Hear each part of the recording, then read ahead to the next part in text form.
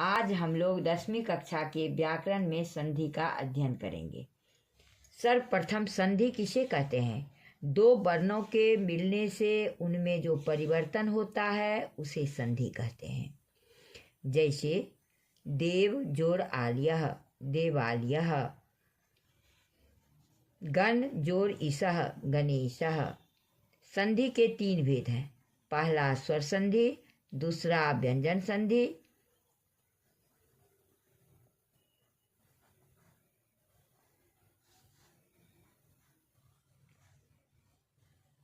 तीसरा विसर्ग संधि।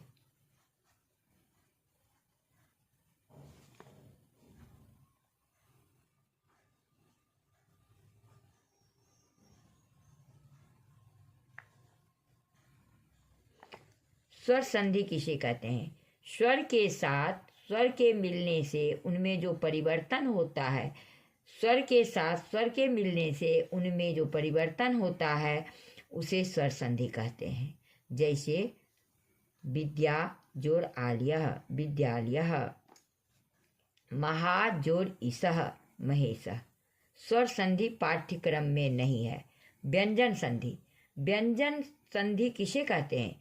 व्यंजन के साथ स्वर या व्यंजन के मिलने से उनमें जो परिवर्तन होता है उसे व्यंजन संधि कहते हैं।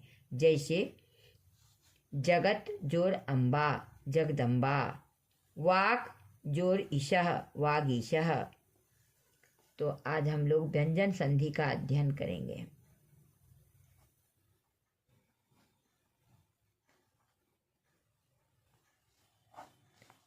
व्यंजन संधि में पाठ्यक्रम में है वर्गीय प्रथम वर्णस्य तृतीय वर्णे परिवर्तनम।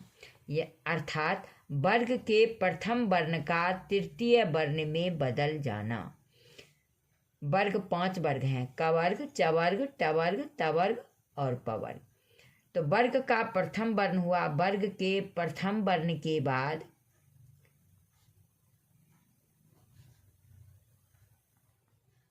वर्ग के प्रथम वर्ण के बाद क, च, ट, त, प के बाद यदि किसी वर्ग का तीसरा, चौथा और 5वां वर्ण हो,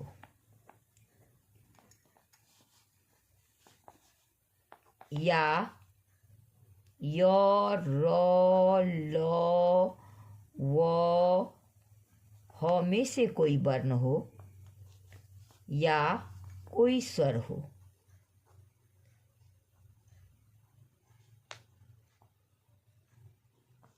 तो प्रथम वर्ण तृतीय वर्ण में बदल जाता है। प्रथम वर्ण तृतीय वर्ण में बदल जाता है। ये अर्थात क का ग हलंत, च का ज हलंत, ट का ड हलंत, त का द हलंत और प का ब हलंत हो जाता है। व्यंजन संधि किसे कहते हैं? व्यंजन के साथ स्वर या व्यंजन के मिलने से उनमें जो परिवर्तन होता है, यानी व्यंजन के साथ स्वर या व्यंजन के मिलने से उनमें जो परिवर्तन होता है उसे व्यंजन संधि कहते हैं। जैसे जगत जोड़ ईशः, जगदीशः। यहाँ पर हो गया क का ग प्रथम वर्ण के बाद वर्ग का तीसरा, चौथा, 5वां वर्ण है। यानी अगर प्रथम वर्ण के बाद जैसे दिक जोड़ अम्बरः, वर्ग के प्रथम वर्ण के बाद कोई स्वर हो तो प्रथम वर्ण तृतीय वर्ण में बदल जाता है। अर्थात क का हो गया ग हलंत और ग हलंत जोड़ अ, दोनों मिलकर बन जाएगा पूरा ग, तो बन गया दिगंबरः।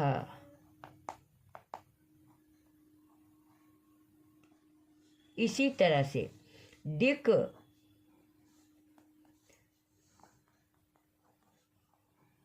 जोड़ गजः बनेगा दिग्गजः।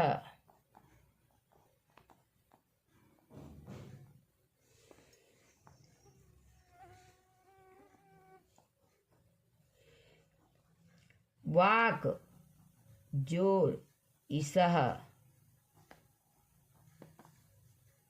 वागीसह।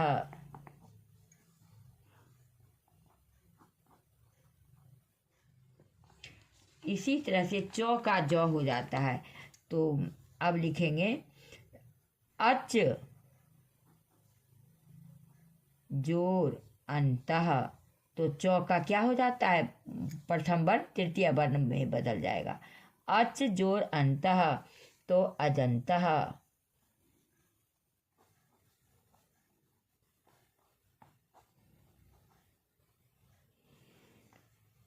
इसी तरह से अच जोर आदि ही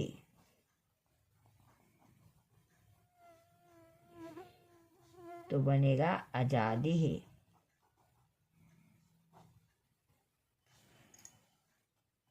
टो का डो हो जाता है तो सट जोर आननह।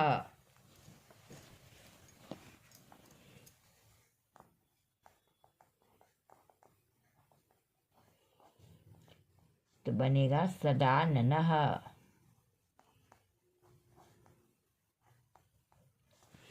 सत जोर आनंदः।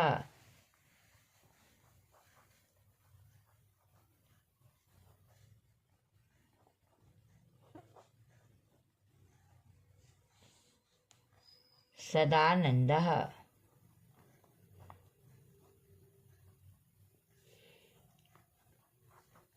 जगत जोर ईसः।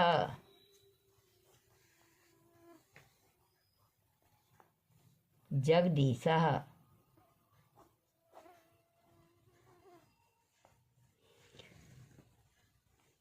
जगत जोर अम्बा।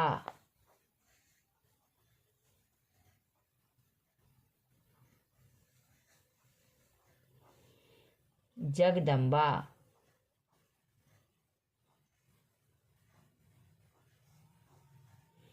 इसी तरह से भगवत जोर गीता। भगवत जोर गीता तो बनेगा भगवद गीता।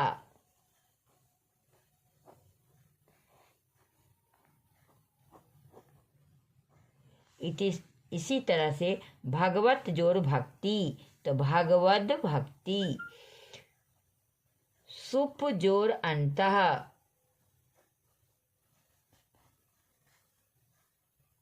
पो का ब हो जाता है, प्रथम वर्ण का तृतीय वर्ण हो जाता है तो सुबंतः।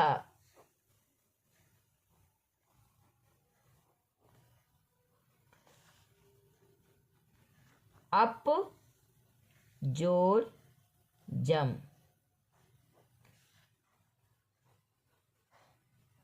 अबजम आदि।